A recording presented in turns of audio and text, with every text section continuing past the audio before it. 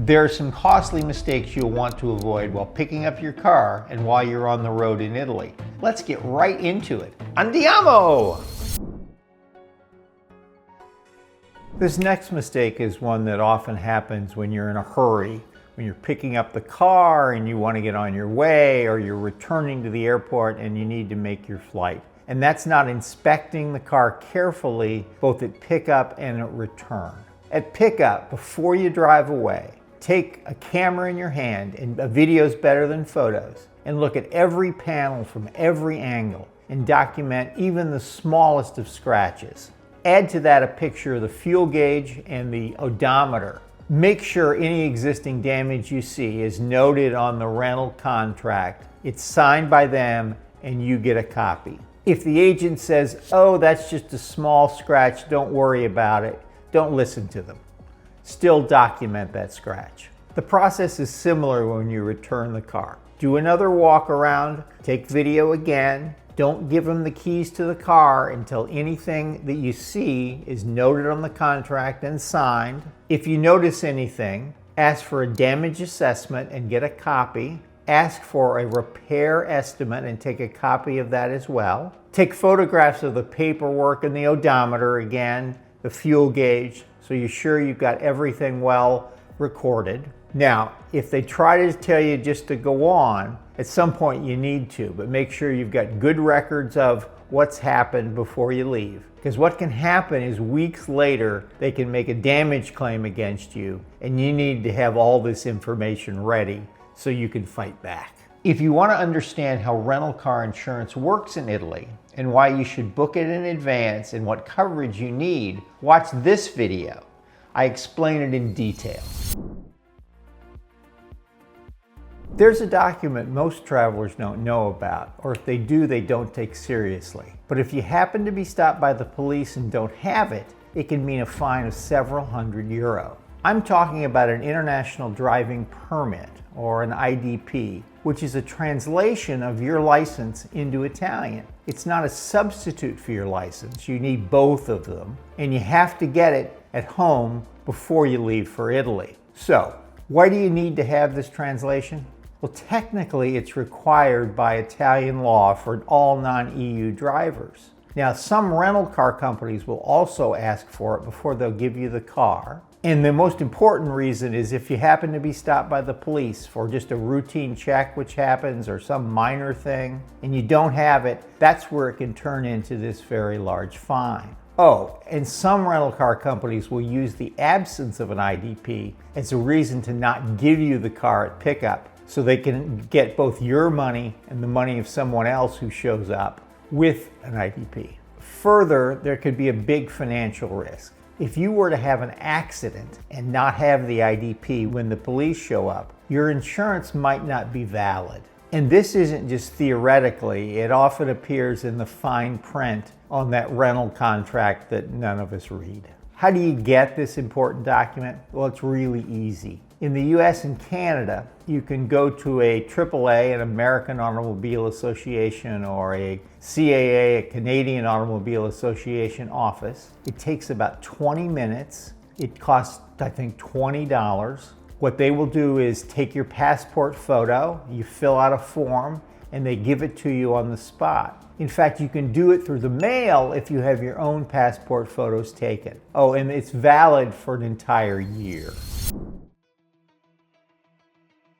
Italy has some traffic rules that might be unlike anything you've encountered before, and violating them can lead to large fines that you don't hear about until later. One of the big ones is going into a ZTL, or a limited traffic zone, without authorization. These are found in the center of all Italian cities and in many towns. And while they're well marked with signs, often which are lighted, they're easy to miss when you're not paying attention or you're following your GPS. They have cameras mounted, and they take a picture of all the license plates that go in. And if you're not registered in their database, it can mean a fine of several €100. How the fine then works is the rental car company is notified because they're the owner of the car, and they either charge your credit card directly for that fine plus an administrative fee, or they may go ahead and send a bill to you.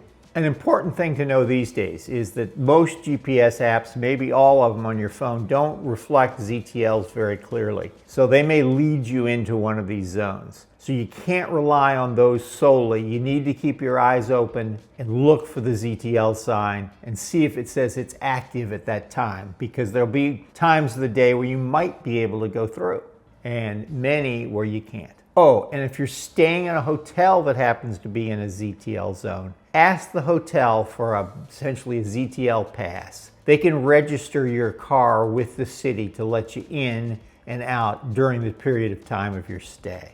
A second risk are speed cameras. There are a lot of them all over Italy. They're both on the side of the road and up overhead, and they all have to be marked with a sign before you get there. And many of them measure your speed just as you pass it. But on the Autostrada, they have a system that measures your speed between 2 points that may be 10 minutes apart. So you can't just slow down when you see one of these signs there. You have to maintain a slower speed over that entire interval. And the interval may start again very soon after you get to the end of the first one. Again, just like with the ZTL, these fines go to the rental car company and they pass them on to you with this additional fee. Now, the standard speed limits in Italy, and if it's a standard limit on a road, it's not posted, you just need to know, is 50 going through towns, it's 90 on most country type roads, it's 110 on a divided highway where you get 2 lanes on each side,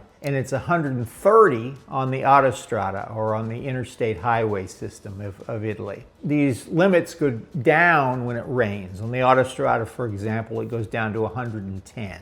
The third thing that's different about Italy is parking. Parking is another place where Italy uses a little different system than you might be used to. On the street, parking uses color-coded lines. If they're white, it's a free space. If it's blue, it's a paid space. And if it's yellow, it means it's restricted. And that could be that it's a handicap zone or only the police or a school bus can park there. I had to move the car when we first came to town because I parked in a spot that was yellow, but it said, there was a sign that says it's okay to park for 30 minutes. It turns out the spot was for the police.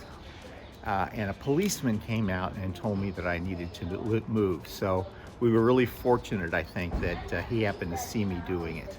Yeah, right here, this is the door to the police station, although it's not very well marked. So we didn't know that this was the police station. There's a sign up on the wall right there that says it's police, but not exactly really obvious.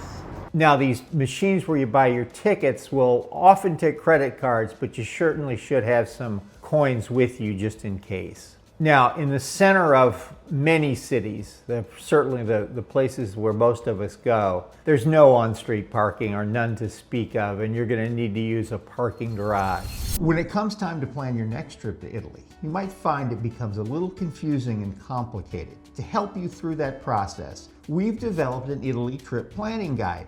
It's 90 pages of information with all the details you need to make sure everything of your trip is set up. And as a bonus, it has sections on how to prepare to depart so that you can hit the ground running, as it were. To get more information, you can use the QR code on the screen or check the link in the description box below. All of Italy's major highways, the Autostrada, are toll roads. And if you haven't grown up driving on toll roads, the system can catch you off guard a little bit. Particularly one lane that looks really inviting, but if you go into it without the right equipment, can cost you a lot of money. They use a system where on entry, you get a ticket out of a machine and then you pay when you exit. Now at the exits, there are a few different kinds of lanes. There are ones that are marked with credit cards where you can use your credit card. There are ones marked with credit and cash where you can then actually put in bills and coins or use a credit card. There are a few just cash only ones, but not that many. And then there's a lane with big yellow signs with a T in them for the telepass. And that's where you really want to be careful. So what is telepass? Well, it's an electronic system for calculating and charging tolls. It's similar to the EasyPass system that's used in the Northeast US. In your car, you've either got a transponder that sends a signal, or you've got a code on your windshield. And both of those are red when you go through the toll booth, and it assesses the toll to your account that way. Now here's where the telepass lanes get you. You can generally go through at a higher speed, so there's not a line of cars waiting. And that looks very tempting when you're sitting with 5 cars in front of you in the credit card line. But what happens when you go through there without this transponder or the code on your windshield, your license plate is recorded, and then through your rental car company, you're going to get the fine months later. Now, it is possible in some cases to get a telepass through rental companies, but it's generally better to just be careful and use the credit card lanes because they go very fast. This is one of those mistakes that you'll swear would never happen to you. But when you're at a gas station in Italy trying to fill up on your own, it can be a little confusing just which pump is for what. Italy has a much higher proportion of diesel cars than the US. The engines are more efficient, and the price difference for diesel over gasoline isn't nearly as high as it is in the US. Many rental cars in Italy are diesel, and they look just like the gasoline versions. Now, diesel on the pump in Italy will either be labeled diesel, or gasolio is the other word for it, and benzina is the word for gasoline. And so those are the two you need to pay attention to. Putting the wrong fuel in the wrong car can cause serious damage if you start the engine. So if you're at the pump and you realize you've done this, contact the rental car company for assistance because you really don't want to ruin the engine on that car. Now, be aware that if you were to start the car and create this damage, it's not covered by most car rental insurance that we talked about before, except I think through the leasing program that you might get off the hook, because it's considered avoidable and driver error. When you get behind the wheel, you will discover that the Italian driving culture or approach to driving is different than what you might be used to. Italians are good drivers, but they're assertive, not aggressive in a dangerous sense, but they're ready to get going and expect you to be that way too. So you should expect they're going to follow you closely, they're going to make aggressive lane changes, they're going to use your horn not an aggressive way because they're angry with what you've done, but just let you know, get out of the way or be careful for what I'm about to do. Now, all over Italy out in the country, there are roundabouts where rather than a traffic light, there's a circle and you go in and around. Italians are very aggressive in going in these. So you need to be ready when you have even a small opening, they will jump into one. So if you don't do the same, you'll be sitting there for a long time trying to get your place. They don't take turns in any sense that you might imagine. Now, this isn't when you're in the car, this is when you're on foot. But in the cities, motorcycles and scooters can really appear out of anywhere when you're trying to cross the street because they're really aggressive. So look out for those and make sure you don't get run down. And here's a really important one if you want to fit in and not irritate the Italians. On the autostrada or on any highway, the left lane is for passing only, and they're serious about it. So you can be going along at the 130 kilometers an hour and someone will come up behind you out of nowhere and flash their lights, be right behind you, expect you to get out of the way, and they will blast past at 180 kilometers. So be ready for that and get out of the way and be a good driving citizen. If you'd like to know more about renting a car and driving in Italy, watch these videos next. A presto!